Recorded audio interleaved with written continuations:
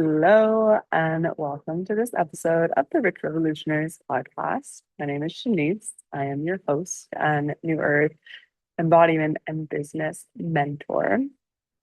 I work with visionary mission led entrepreneurs who are so done with performing their way to success and are absolutely here to feel fully alive in their business, their relationship, and their whole life. So, this episode is getting into a topic that I thought I'd put to rest with the Power series that I did at the beginning of last year. If you haven't already checked that out, go check it out. It's a four-part saga all about the misuse of power dynamics through these unconscious models of leadership and really what ended up being control and power abuse. This is a new development in that conversation. This is the continuity of that processing. And today we are actually going to integrate hierarchy, dominance, and obedience. In the Power series, I was breaking down why those things were bad and wrong. And I think I was touching on it here and there of how to bring these things into integration, but I was putting a heavy emphasis on dissolving hierarchy, on matriarchal leadership, on allowing everyone to have a voice and questioning authority. And while I still believe those things are to be true, there's a deeper integration there with also allowing hierarchical leadership, dominance, and obedience to be true, right?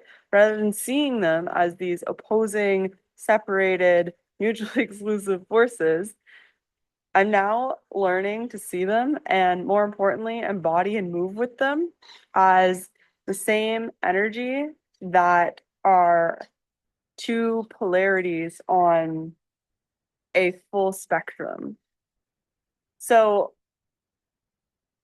past versions of myself, like the one that recorded the Power series, was really in a state of rejecting and rebelling against hierarchy, obedience, and dominance.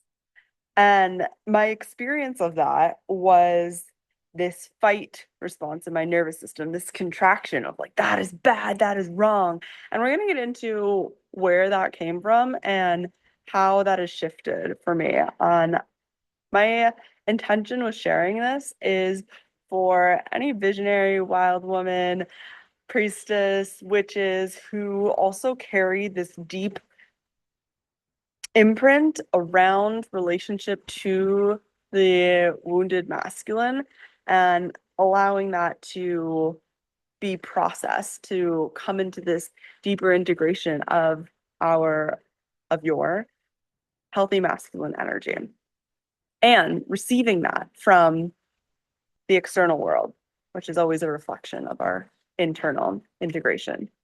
I feel sneezing. Clearing. So from that place of rejecting and rebelling, we're coming into acceptance so that we can create our reality with intention. That requires both, right? It requires both the masculine and the feminine. It requires both the receptive and the active to have that full polarity integration, the full embodiment of creation. It's both the Shiva and the Shakti. So to put this into what you might hear yourself react and what your thoughts may be, for me, it was really don't tell me what the fuck to do. And now the flipped script is I trust your leadership enough to receive. Let that land for a second. See how they feel in your body. See if that like contraction is there for you on either of those expressions. So we're going to go into unpacking each level, defining both polarities, and coming into an integration through an example. Hierarchy. The way it's often framed is this abuse of power of someone at the top of a chain of command who is not listening and not looking out for the best interest of anybody, quote unquote, below them, where there's pedestaling, outsourcing power, and really creating this separation between worth and resources. Okay. When hierarchy is actually integrated, it allows for a group of people to fully root into their mutually beneficial zones of genius, to assign roles based on what each person is uniquely skilled and gifted at. Okay. This is where collaboration and a matriarchal model of leadership is not placed as something that's mutually exclusive from hierarchy, but rather they get to coexist in a leadership dynamic, in a group dynamic, so that our full range expression, both individually and collectively, gets to be integrated, right? So by making hierarchy wrong, we're not actually able to be in our full matriarchy and collaboration, because the places where people are naturally going to fall somewhere in a rank of hierarchy is going to be separated and outcast, right? And it's the same, like an eye for an eye of fighting the thing that you say you don't want with the thing that you say you don't want. So, what does that look like? What does integrated leadership look like where hierarchy and matriarchy get to coexist? This is a system where everyone gets a say. So think of a council. And I'm going to use the Light Language Summit as an example, because this was beautifully executed by the one and only Audrey Martin, our miracle oracle, who is actually very integrated in her masculine and feminine leadership styles. And so in that space, every person who was on the council, I think we were 13 members, maybe a little bit more or less at some point, was given an opportunity to speak and share their perspective of how to move forward on this collaborative summit. But at the end of the day, at the end of the call, when it was execution time, Audrey still made the final decision of what was going to go on the sales page, of what was going to be the timing of things, of the different tiers of ticket pricing, of okay, now we're going to bring in sponsorships and all the 1,001 decisions that go into birthing a project, especially as an innovative model, as we saw in the Light Language Summit. So this is why it was a success. She had the hierarchy, the decision making to move things forward, and also the matriarchy, the collaboration to take everybody's voice, opinion, input, genius into account. And what was really beautiful about that space that happens in collaborative leadership is that when someone saw a gap to be filled, like when Annie G. Davis, mother of the mirror shift, hydrated woman, stepped up and led a week of the content ball. And I was like, hey, sister, I see you. I got you. Let's do this together. I stepped up and co led that experience, brought in some messaging support and some specific examples of content to promote and market the summit. Very different than a summit or an organization where the CEO, the leader, is already outlined everything that will be executed on, and you're basically just a cog in a machine showing up and doing the thing without investing any of your original idea or creative direction into the execution process. Okay, moving on to dominance. How's that land in your body when I share? What is your relationship to dominance? Mine used to be associating dominance with someone being domineering, with sucking up all of the energy and the attention in a space, of having a firm grip of control over the people surrounding them, as well as themselves, right? Double-edged sword, always.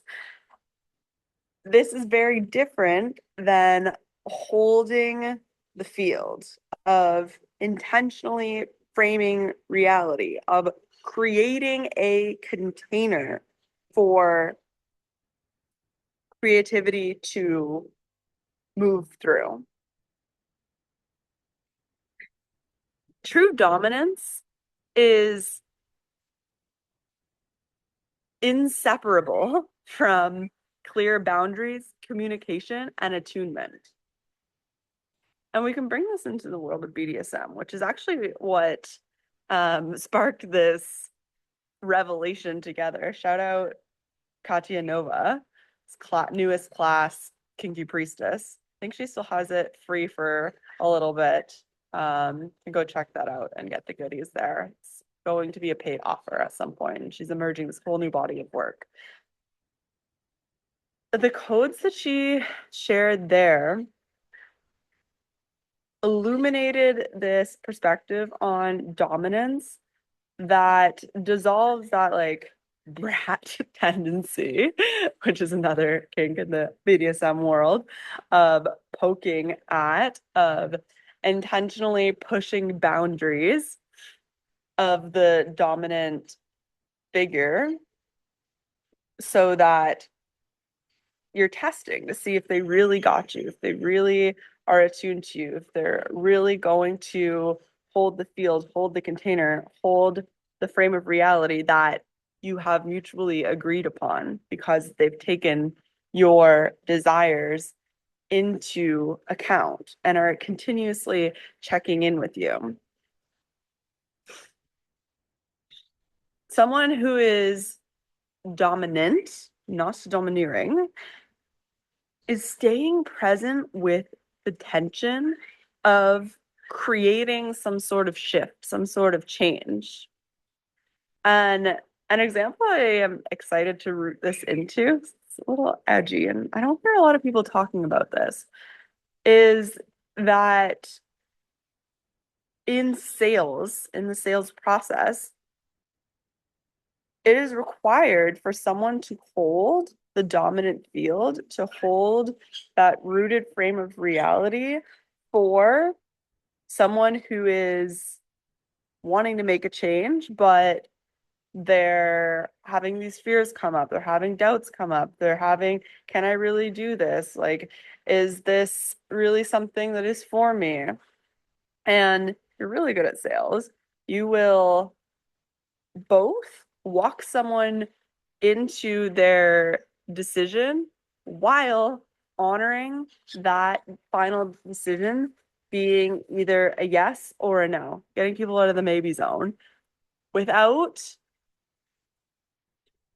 mind control, being domineering, and using sales psychology and unconscious manipulation tactics to bring someone to a decision that they are ultimately going to regret, aren't aligned with. There's a nuance there, and that's where the attunement process, the boundaries process, the integration process comes up in a sales conversation.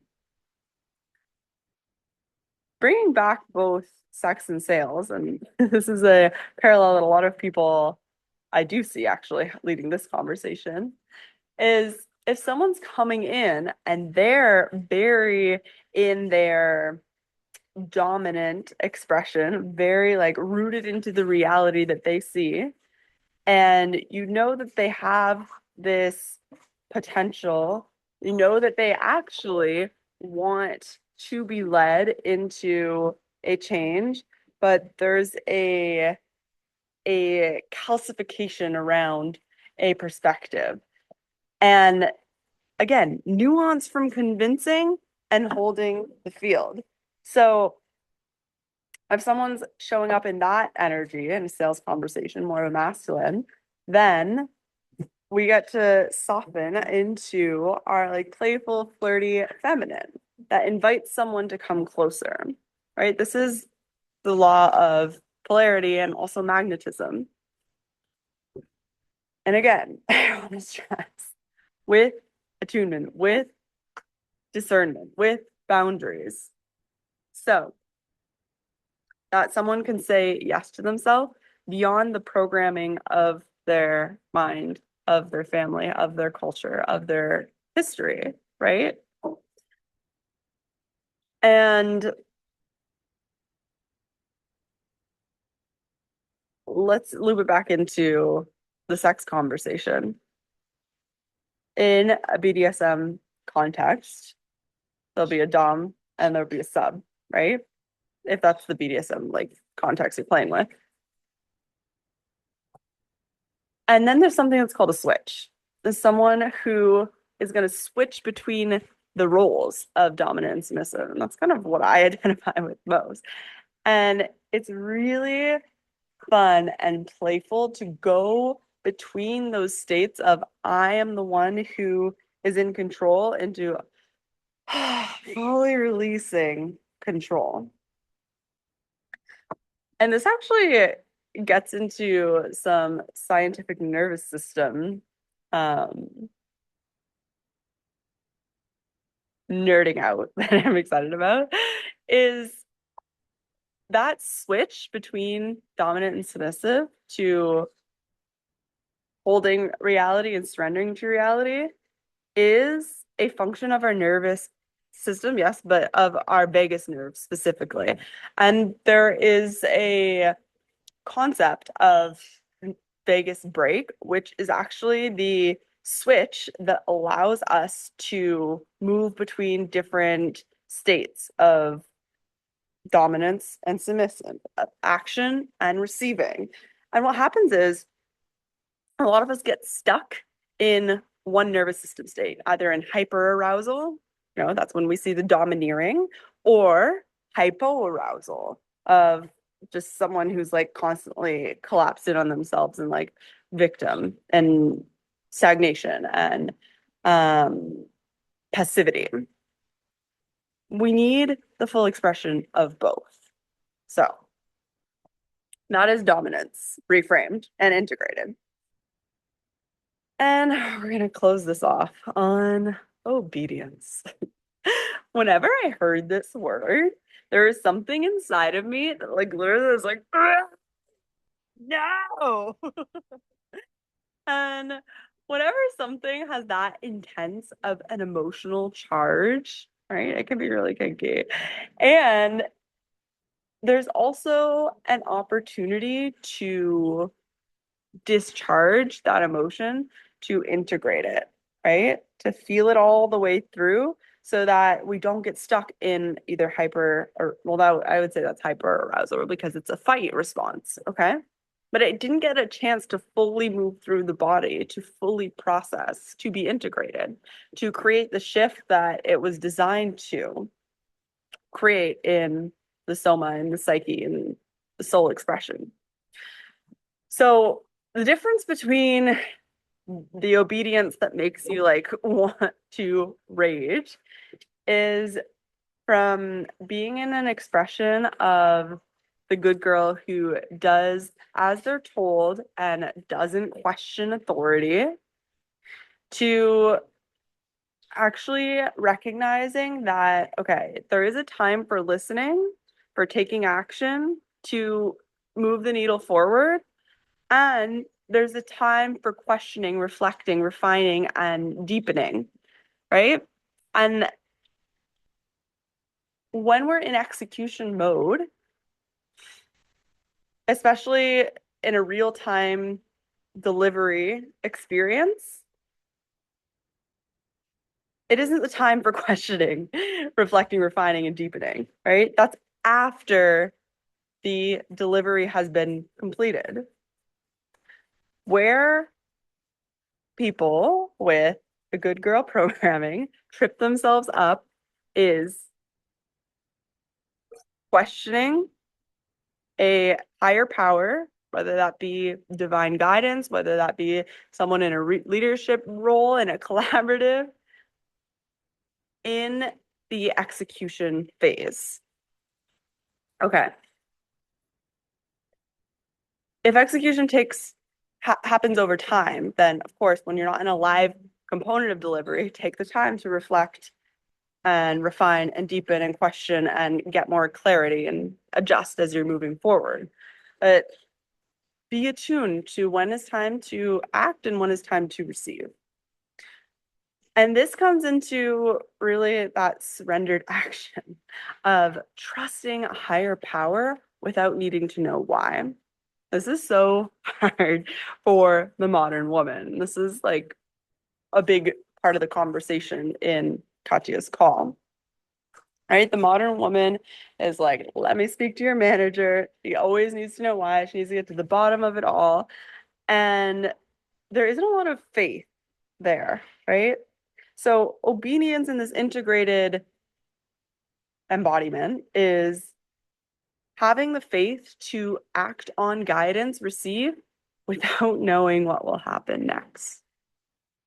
And the reason why good girls get so tripped up on this is because when we have experienced, mostly narcissistic domineering hierarchy in the workplace, in a family unit, in a relationship dynamic, that surrender to guidance received without questioning was associated with a loss of self and a lot of pain.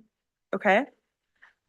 And so that past experience gets projected onto a possible future that collapses the field of potential from literally getting what you want to trying to control outcomes to keep yourself safe. Okay. This is the tension point of the modern woman. And this is also like being in that state of hyperarousal of vagus brake dysfunction. So, example of obedience integrated, of taking that surrendered action, is moving with a vision and seeing it all the way through to execution. And for the listeners of the Ritual Evolutionary podcast, for the people in my world, I know you have received big visions from the divine. And when they come in with all of the juicy energy that is there, there's always going to be a next action step. But usually it's just one next action step. And the full plan has not been revealed yet. And so what is being asked of you is to take one step forward into the unknown with gratitude and faith until the next action step is revealed. There is no 10-step plan. There is no blueprint. There is no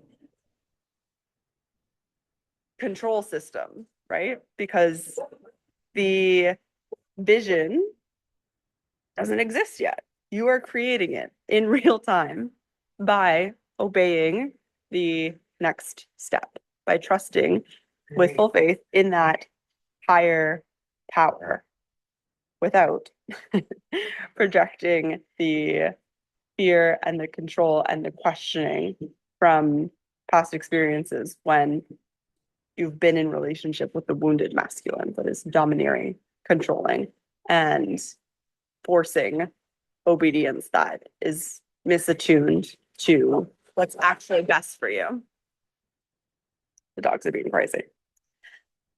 And this brings me into the projection that gets placed on women who have overcome. They're a good girl, they're polished professional, they're passive, collapsed, feminine expression into integrated leadership, into healthy hierarchy, dominance, and obedience to the vision.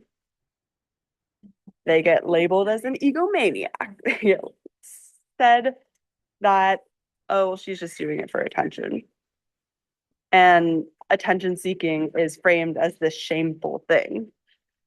Well, I want to challenge that. I have an invitation for you to go deeper with this.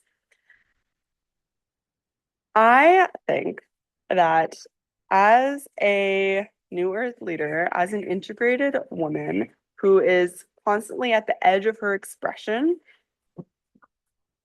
coming into the embodiment of more and more and more of her range, continuously expanding that, actually gets to be turned on by being seen in your mission, in your leadership, and in your relationships. And so I've created a sexy little program for us called Attention Whore. And this is going to be a 2-week free program that is launched inside of my Telegram space, Born to Be Wild. And it is going to have the format of a series of audio drops with reflection, action, and integration prompts. Because in my world, you're never just going to passively consume information. We're not here for that. I'm here for in-depth, lasting, radical transformation so that you can move the needle forward on your mission-led business and birth new worlds as you're rebirthing yourself. So this program starts on my birthday in Leo season. Of course, the energetics are all set up for us. So you are invited to join the Born to Be Wild thread. It'll be linked in the show notes here.